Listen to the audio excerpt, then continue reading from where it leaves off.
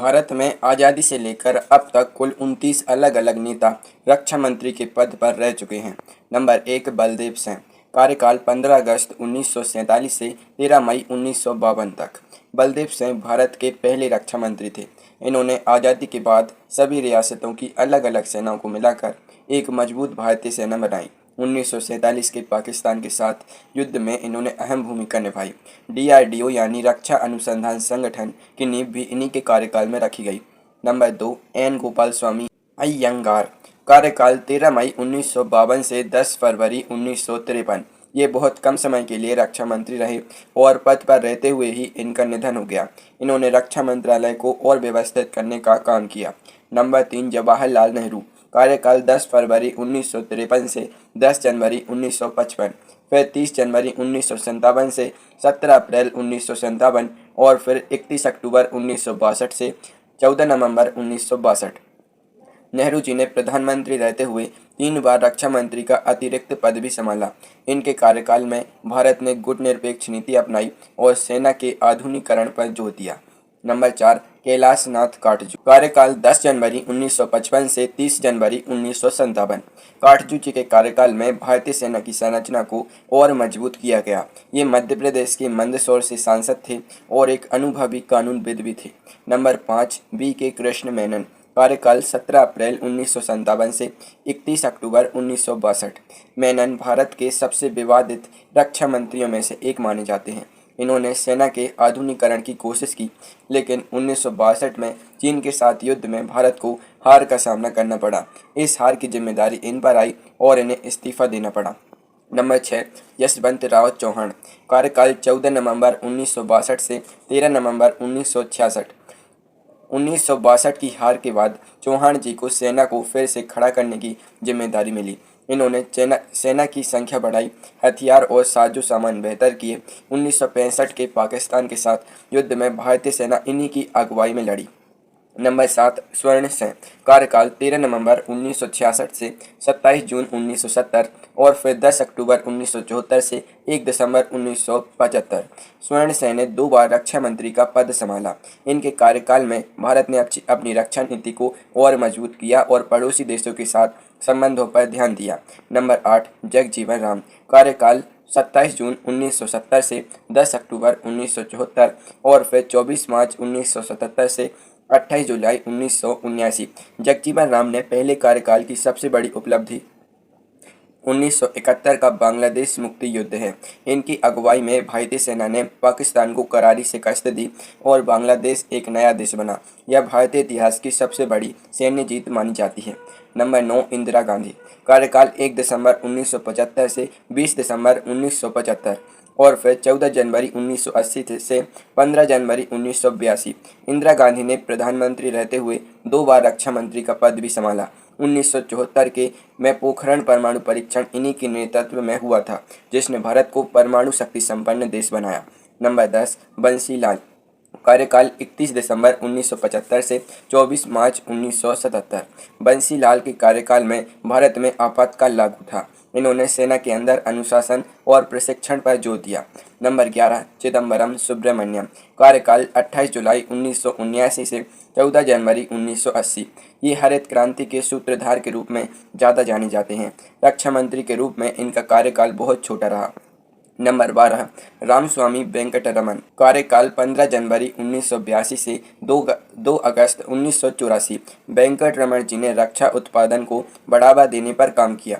बाद में ये भारत के राष्ट्रपति भी बने। नंबर 13 शंकर राव चौहान। कार्यकाल 2 अगस्त 1984 से 31 दिसंबर 1984। इनका कार्यकाल बेहद कम समय का रहा। इंदिरा गांधी की हत्या के बाद भी ये कुछ समय तक पद पर बने रहे। Number 14 P B. नरसिम्हा राव।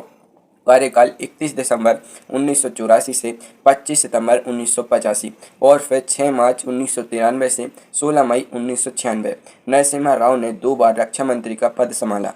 प्रधानमंत्री बनने के बाद इन्होंने रक्षा मंत्रालय की भी कमान संभाली और देश की सुरक्षा नीति को नई दिशा दी। नंबर 15 राजीव गांधी।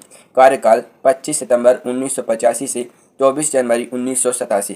राजीव गांधी ने प्रधानमंत्री रहते हुए रक्षा मंत्री का पद भी संभाला। इनके कार्यकाल में सेना को आधुनिक हथियार और तकनीक देने पर जोर दिया गया। हालांकि बोफोर्स तोप सौदे का विवाद भी इन्हीं के समय में उठा। नंबर 16 बीपी सिंह, कार्यकाल 24 जनवरी 1987 से 12 अप्रैल 1987 और फिर 2 दिसंबर 1989 से 10 नवंबर 1990। बीपी सिंह ने पहले रक्षा मंत्री के रूप में बोफोर्स घोटाले की जांच शुरू की, जिसकी वजह से इन्हें मंत्रिमंडल से हटाया गया। बाद में ये प्रधानमंत्री बने और तब भी थोड़ी समय के लिए रक्षा मंत्रालय संभाला। नंबर 17 केसी पंत, कार्यकाल 12 अप्रैल 1987 से 2 दिसंबर 1989।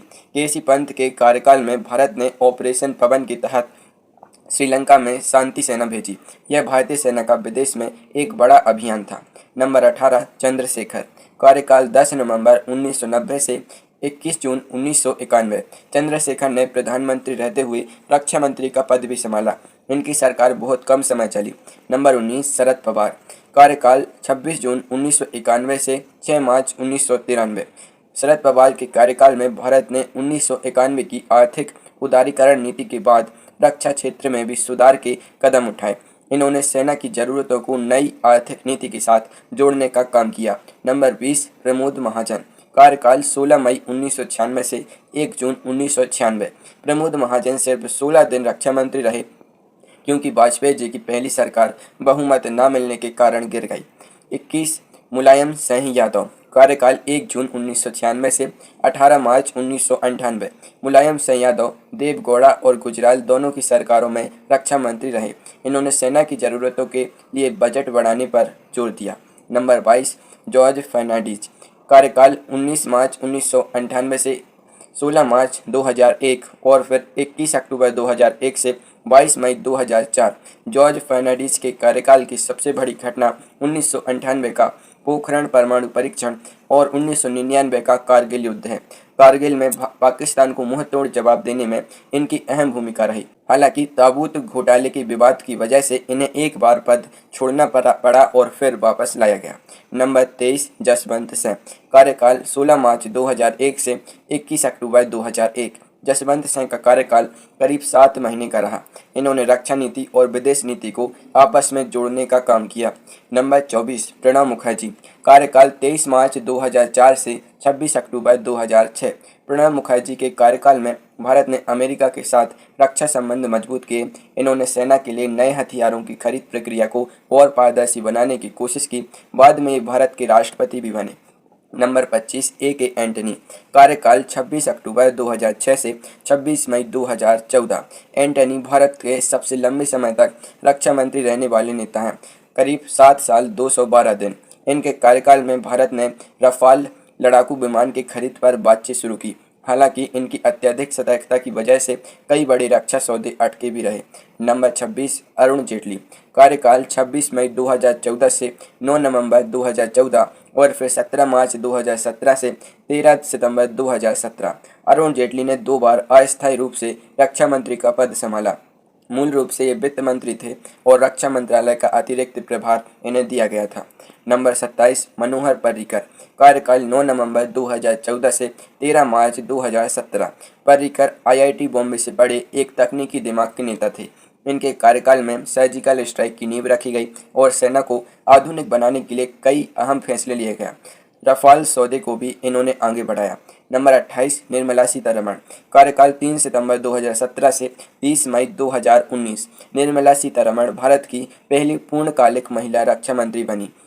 इनके कार्यकाल में रफाल सौदा आखिरकार पूरा हुआ और 2019 के बालाकोट एयर स्ट्राइक भी इन्हीं के कार्यकाल में हुए। नंबर 29 राजनाथ सिंह, कार्यकाल 30 मई 2019 से अब तक। राजनाथ सिंह वर्तमान रक्षा मंत्री हैं। इनके कार्यकाल में भारत ने रक्षा क्षेत्र में आत्मनिर्भरता पर सबसे ज़्यादा जोर दिया।